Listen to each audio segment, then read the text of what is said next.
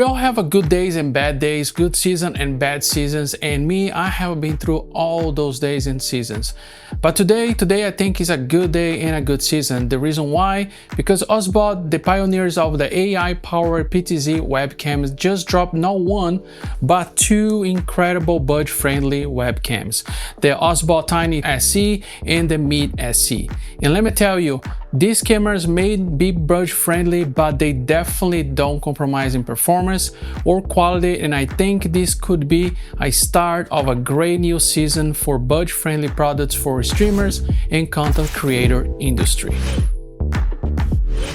Hello, my name is Rodrigo and thank you for watching. Before we jump in, just quick heads up, this video is sponsored by OBSBOT, but all my opinions and final thoughts are 100% my own. I always recommend checking out multiple reviews to make the best buy decision, but if in this video gives you everything you need, you will find all the details and links in the description down below. Now let's go ahead and get started. By unboxing both cameras, they almost came with the same accessories.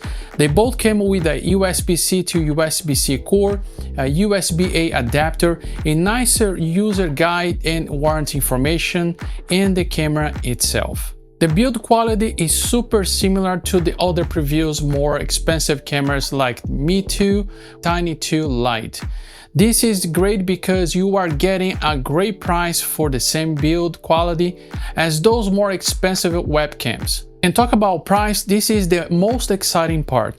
OBSBOT has done amazing web cameras since their first AI-powered tracking 4K webcams back in 2019, and since then they have been improving in software, firmware, and the quality, and this is no different when we are talking about the new SE models. The Tiny SE original price is $99 US, which is $80 cheaper than the Tiny 2 Lite.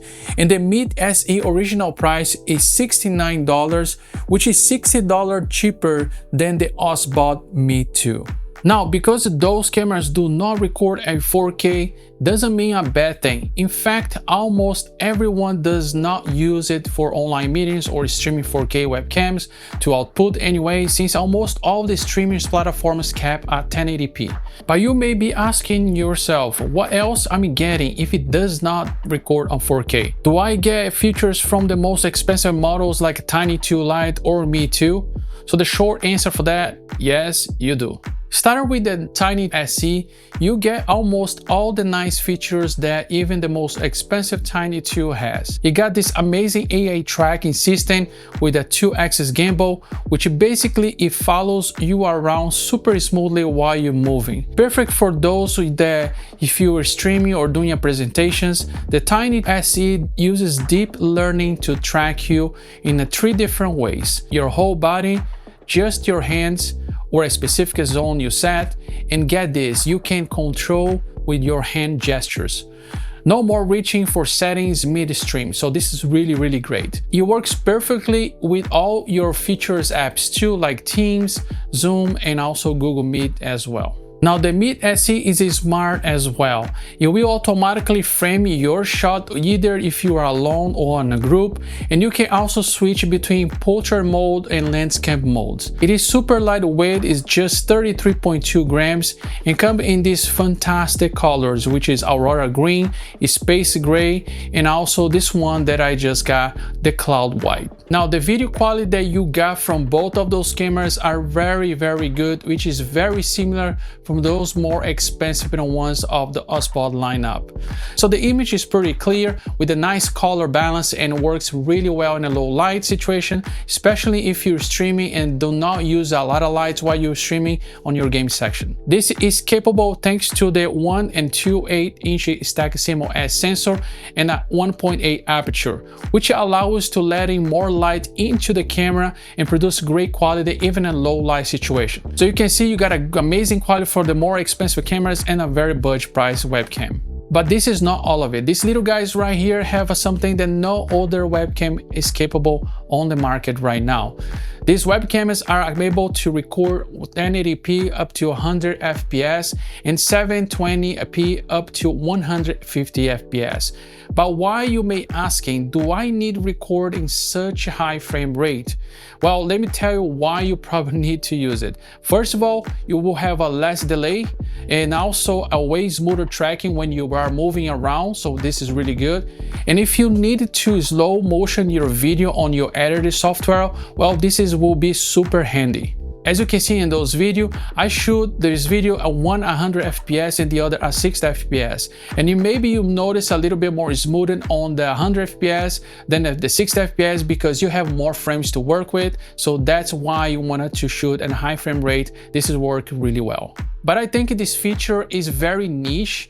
The majority won't stream at higher frames FPS anyway, and for online meetings and streaming situations, you may not even need it. But it's nice to have, and I believe that you should try it out. You never know what great results you can use for this feature. Now, let's not forget that both cameras work with the OBSBOT Center software, which is already an amazing software where you can get recording features, AI framing, autofocus, background blur, and even a beauty mode, which, you know, is pretty nice to have as well. And for you streamers out there, full compatibility with the OBS, Twitch, Kick, and Zoom, plus Stream Deck as well, which is super nice and handy if you wanted to have the extra feature for your camera. So my final thoughts, I believe OBSBOT Tiny SE and Meet SE truly reflect OBSBOT mission of bringing advanced AI-powered webcams to everyone.